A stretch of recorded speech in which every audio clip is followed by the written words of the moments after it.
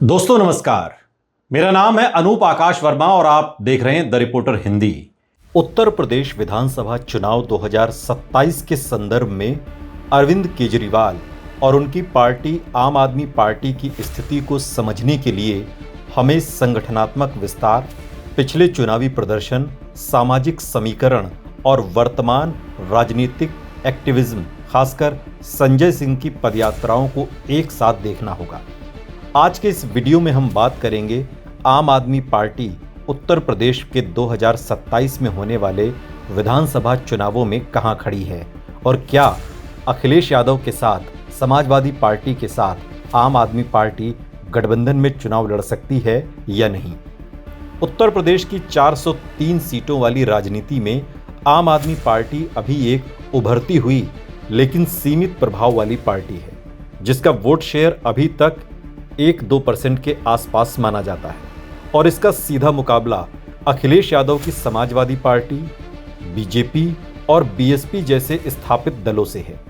ऐसे में 2027 में आम आदमी पार्टी के अकेले चुनाव लड़ने की स्थिति में अनुमान यह है कि वो 100 से 150 सीटों पर उम्मीदवार उतार सकती है, लेकिन गंभीर लड़ाई में प्रभाव डालने की स्थिति लगभग 25 से 40 सीटों तक सीमित रह सकती है, जिनमें शहरी और अर्धशहरी सीटें जैसे लखनऊ, नोएडा, गाजियाबाद, वाराणसी, प्रयागराज, कानपुर, आगरा और कुछ पूर्वांचल और मुस्लिम दलित मिश्रित सीटें शामिल हो सकती हैं। आम आदमी पार्टी की रणनीति पारंपरिक जातीय समीकरण के बजाय दिल्ली मॉडल यानी शिक्षा, स्वास्थ्य, बिजली, पानी इस मुद्दे को मुद्दा बनाकर शहरी मध्यम वर्ग, युवाओं और सरकारी नौकरी की तैयारी करने वाले वर्ग को टारगेट करने की है। यही कारण है कि उसकी संभावित मजबूत सीटें वो हैं जहां बेरोजगारी, पेपर लीक, शिक्षा और स्वास्थ्य जैसे मुद्दे प्रमुख हैं, जैसा कि संजय सिंह की पदयात्राओं में बार बार उठाया गया है। इन पदयात्राओं में जैसे रोजगार दो, सामाजिक न्याय दो और वोट बचाओ, संविधान बचाओ का उद्देश्य युवाओं, किसानों, दलित पिछड़े और अल्पसंख्यक वोटरों से सीधा संपर्क बनाना है। और कई रिपोर्ट्स में इन यात्राओं में स्थानीय स्तर पर जनसंपर्क और भीड़ जुटने की बात सामने आई है। साथ ही 2026 में भी आम आदमी पार्टी लगातार पदयात्राओं के जरिए रोजगार, सामाजिक न्याय और राजनीतिक ध्रुवीकरण जैसे मुद्दों को उठाकर अपनी जमीन तैयार कर रही है।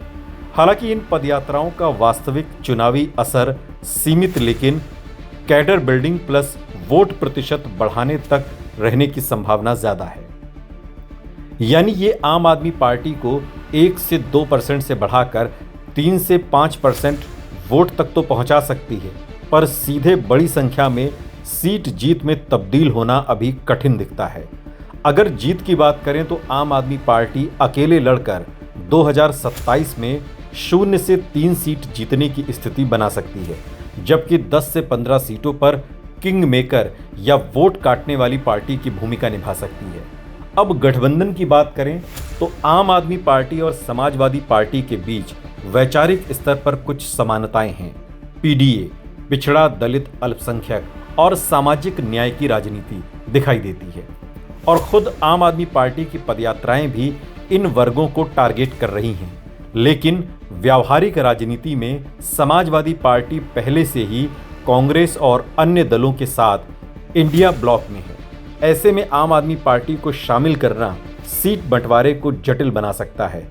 फिर भी गठबंधन होता है तो आम आदमी पार्टी को 5 से 15 सीटें मिल सकती हैं, मुख्यतः शहरी या उन सीटों पर जहां समाजवादी पार्टी कमजोर है। और गठबंधन की स्थिति में आम आदमी पार्टी 2 से 5 सीटें जीतने की बेहतर स्थिति बना सकती है। कुल मिलाकर निष्कर्ष ये निकालें कि उत्तर प्रदेश में आम आदमी पार्टी अभी मुख्य खिलाड़ी नहीं, बल्कि उभरती हुई तीसरी चौथी ताकत है, जो 2027 में सरकार बनाने की स्थिति में नहीं, लेकिन चुनावी समीकरण को कुछ सीटों पर बिगाड़ने, वोट शेयर बढ़ाने और 2032 या उसके बाद के चुनावों के लिए आधार तैयार करने की दिशा में काम कर रही है। और संजय सिंह की लगातार पदयात्राएं इसी दीर्घकालिक रणनीति का हिस्सा हैं, जहां तत्काल सीटें कम लेकिन संगठन और पहचान मजबूत करने पर ज्यादा फोकस है।